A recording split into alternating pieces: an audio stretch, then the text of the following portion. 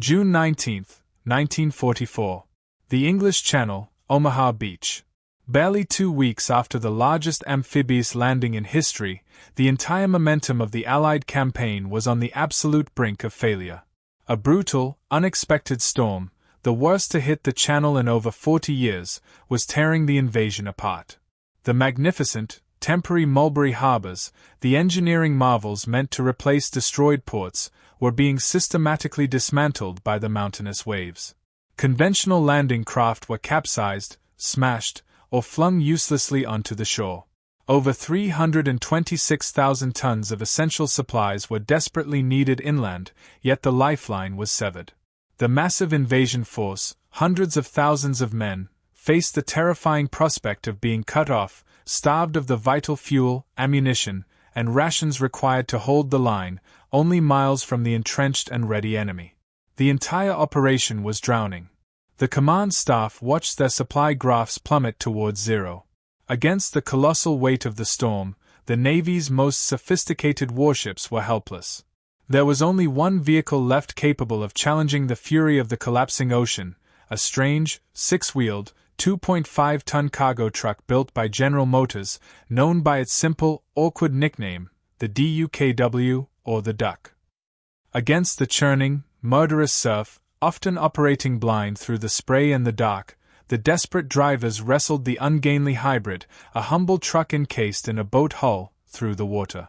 While sophisticated harbor engineers and naval captains stood helpless, these amphibious workhorses defied the destructive power of the storm. They were the singular, resilient link, tirelessly ferrying essential cargo directly from the tossing supply ships anchored offshore to the muddy, besieged beachhead. They took on water, fought the currents, and refused to stop. The DUKW was never built for glory, and it never fired an offensive shot, yet on that single day, it became the indispensable hero. It won the war's most critical race against the sea, ensuring the front line never ran out of the means to fight. This is the story of the improbable truck that saved the invasion and fundamentally altered the course of the Second World War. The strategic conundrum facing the Allied forces in the early stages of the Second World War was a devastating logistical paradox.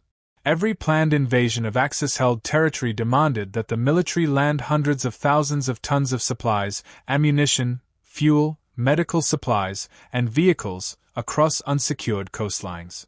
Conventional supply operations, however, were tragically slow and dangerously inefficient. Once supply ships anchored offshore, cargo had to be transferred to small barges or standard landing craft. Critically, these LCs were limited by the high water mark, where they would dump their cargo onto the beach, creating immediate, chaotic bottlenecks.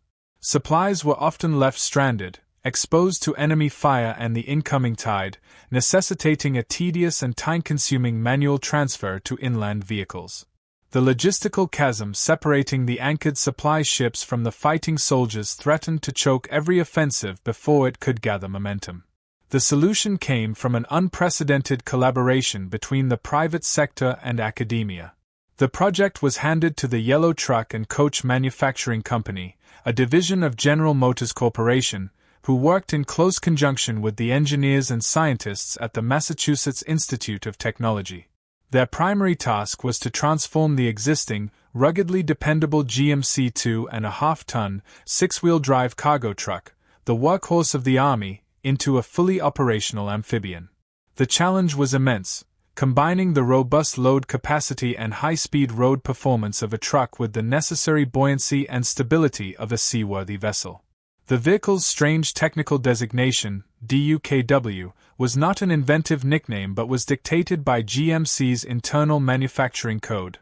D indicated the vehicle was designed in 1942, U denoted a utility truck, K specified all-wheel drive, and W meant dual rear axles.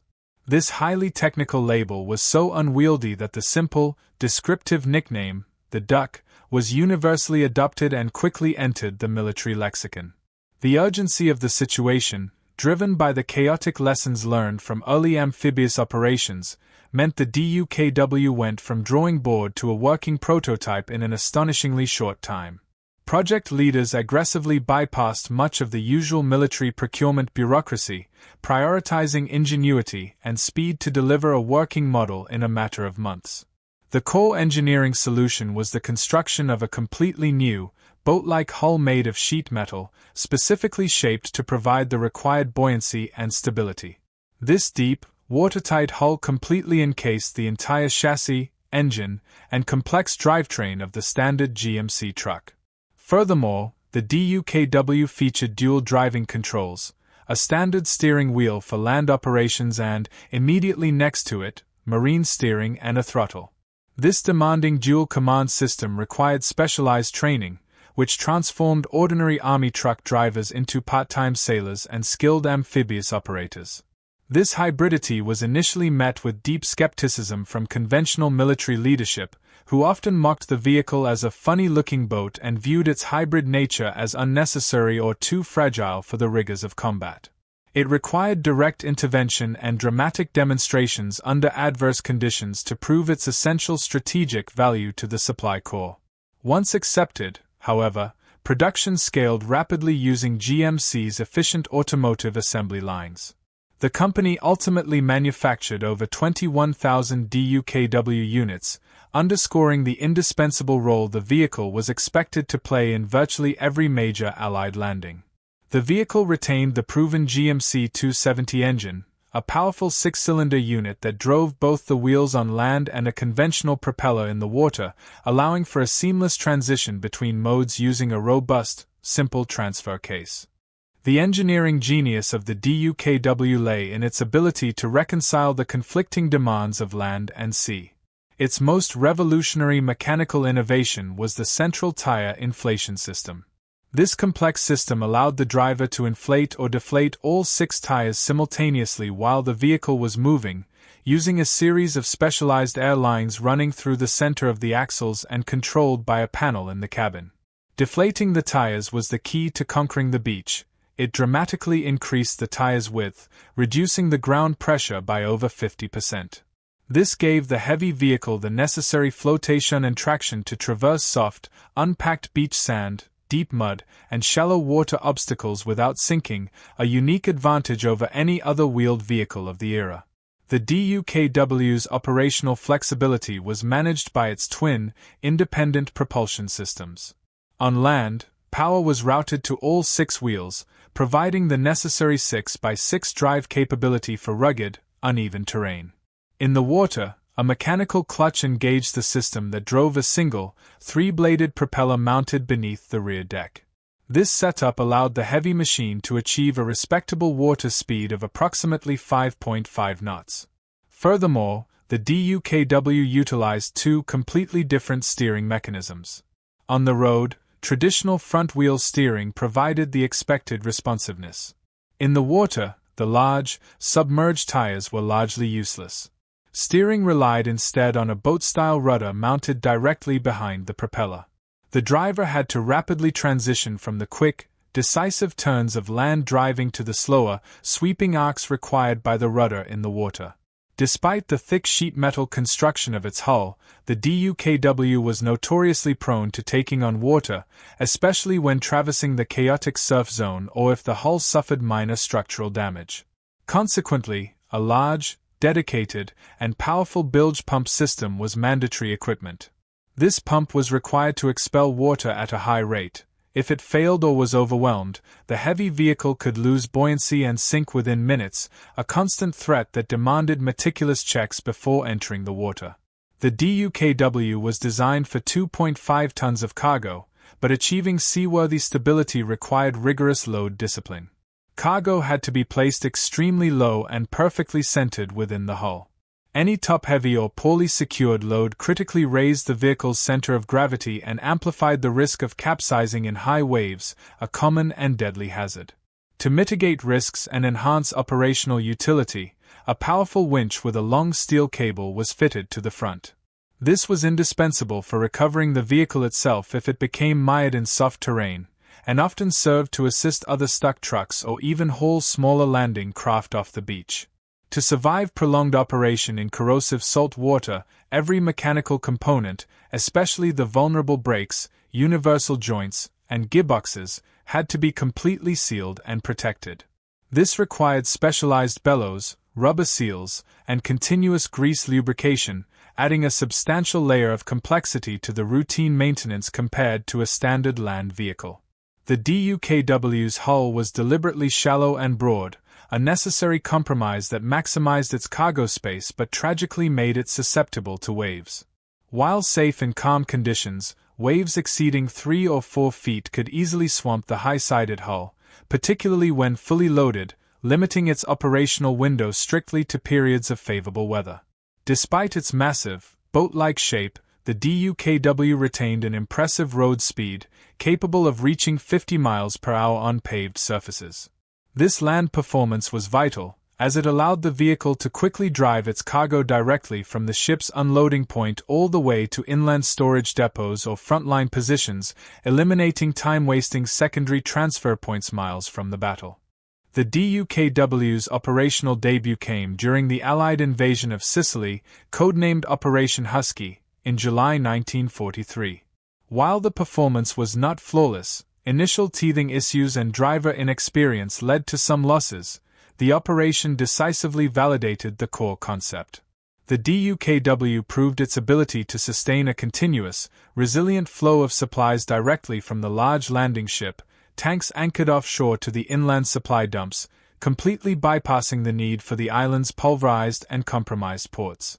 However, the true tactical value of the DUKW became dramatically apparent during the subsequent Salerno landings in Italy, known as Operation Avalanche. When the landing zone came under intense and unexpected enemy counterattack, the DUKWs were immediately repurposed. They were used not just for delivering vital ammunition and fuel, but for the quick, emergency evacuation of the wounded from the compromised beachheads directly to the safety of hospital ships anchored miles offshore, effectively serving as marine ambulances and rescue vehicles.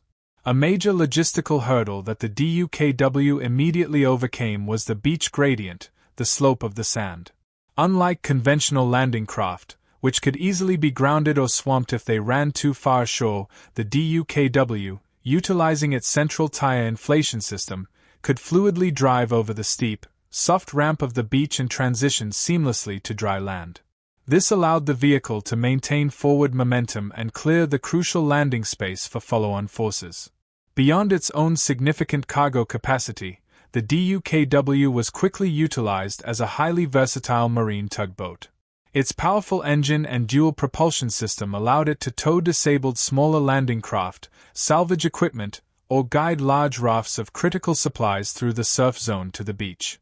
The initial months of operation saw relatively high loss rates, predominantly due to inexperienced drivers who failed to account for the unpredictable energy of heavy surf or the dangers of improper overloading. The military quickly realized that operating the DUKW required specialized training focused on marine navigation, load discipline, and precise timing relative to wave sets, which led to the formation of dedicated, highly professional amphibious truck companies. The primary strategic impact was a revolution in the sheer rate of supply it enabled. The DUKW allowed an average of 3,000 to 4,000 tons of material to be landed per beach per day, a crucial benchmark that conventional landing craft alone simply could not match, especially when functional docking facilities were unavailable. They routinely carried heavy field artillery, large boxes of shells, high explosive mines, and crucially, large drums of aviation fuel, ensuring that air support could be sustained from newly established forward airfields.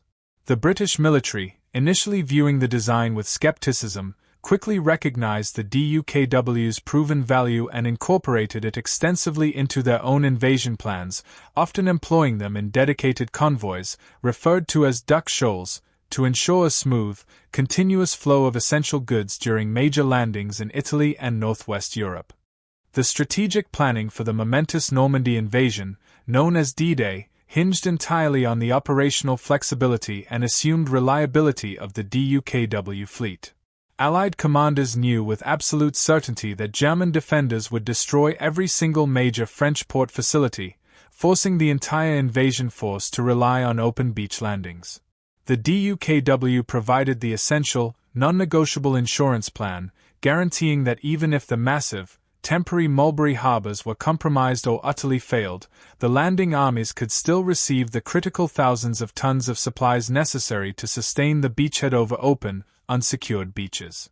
This reliance was calculated down to the last ton, predicting that the DUKWs would shoulder the bulk of the initial logistical burden. The true, defining test of the DUKW's indispensability came just 2 weeks after the invasion, on June 19, 1944. A massive, unexpected storm surged across the English Channel, transforming the landing zones. This violent weather severely damaged the artificial Mulberry Harbor at Omaha Beach and ravaged the nearby supply beaches, forcing all conventional landing operations involving barges and landing craft to a catastrophic halt. For 3 agonizing days, the DUKWs were virtually the only vehicles capable of operating in the churning, violent surf.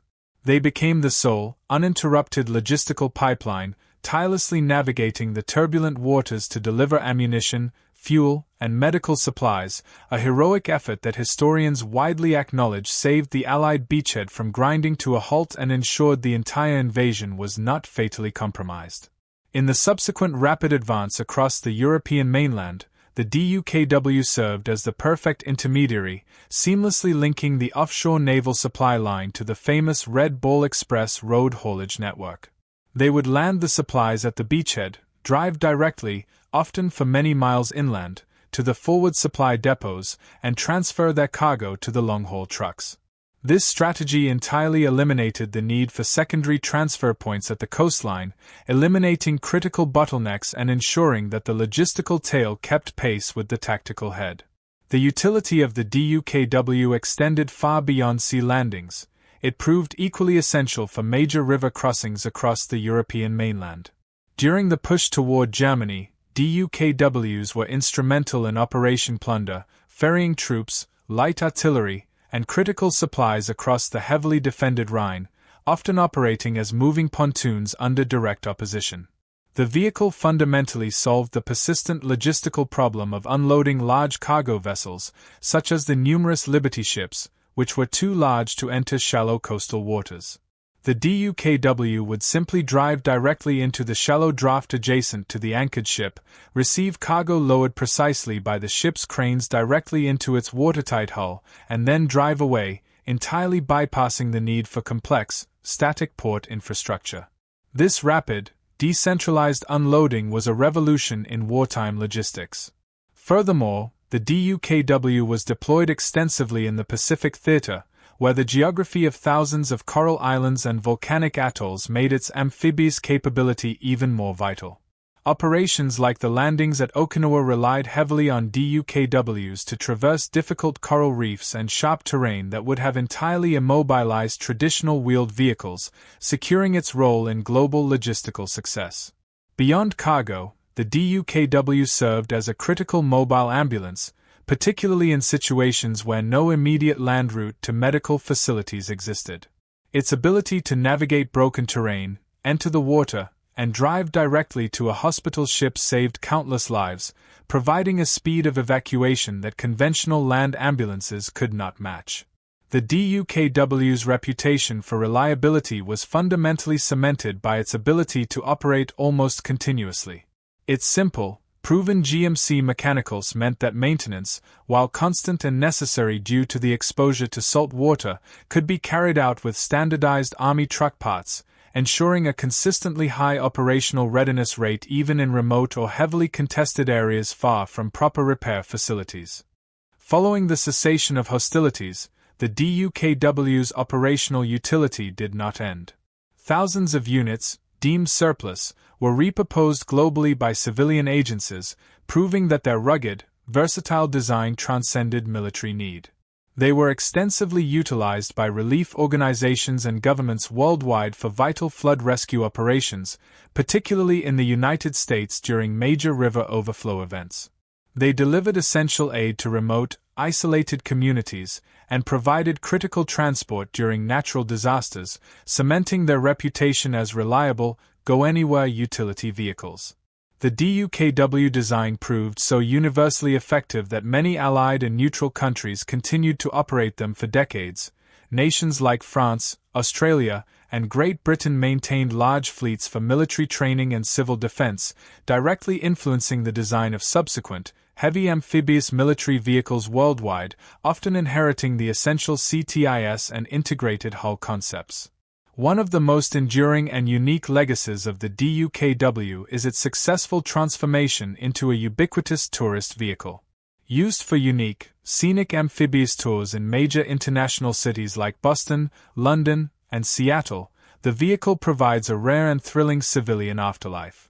Tourists experience the surreal transition from busy city street to open water, directly showcasing the machine's wartime capability and introducing generations to the critical utility of the erstwhile workhorse. Beyond its civilian use, the DUKW established the basic template for all subsequent large military amphibious vehicles.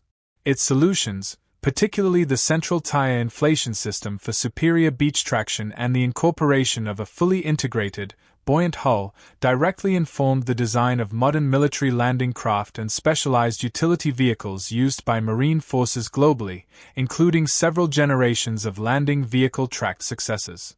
The DUKW never fired an offensive shot, but military historians widely acknowledge it as one of the most critical logistical tools of the Allied victory. Its success provided a repeatable formula for projecting overwhelming power across water obstacles, powerfully confirming the military adage that amateurs talk strategy, professionals talk logistics. The men who drove the DUKWs, often facing immense danger while wrestling their vehicles through the treacherous surf zone in the dark, were rarely celebrated as combat heroes. Their legacy is one of unsung persistence and efficiency, the drivers who operated continuously, ensuring that the soldiers on the beach never ran out of supplies, performing their physically and psychologically exhausting work far from the dramatic spotlight of the front line. The DUKW's ability to use standard GMC truck parts was a massive logistical achievement. This standardization simplified the entire supply chain, a crucial element of American wartime success, as maintenance teams could service the complex amphibian using common, easily available components found across every theater of operations.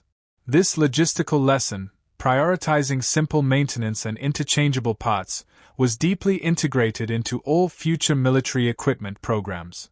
Although many thousands of DUKWs were eventually scrapped after the war, hundreds have been meticulously restored and preserved by collectors and museums globally. These surviving vehicles stand today as working monuments, often maintained in fragile condition due to the thinness of the hull steel, yet they are tangible proof of the ingenuity of the wartime engineering. Ultimately, the DUKW's performance was validated by the battlefield itself. During the rapid push across Europe, commanders faced with critical supply shortages would often simply bypass lengthy logistical inquiries and ask their staff one decisive question: where are the ducks? This absolute command-level dependency confirmed the DUKW's transformation from a radical, unproven prototype into the single most important, reliable, and unique vehicle in the Allied supply chain.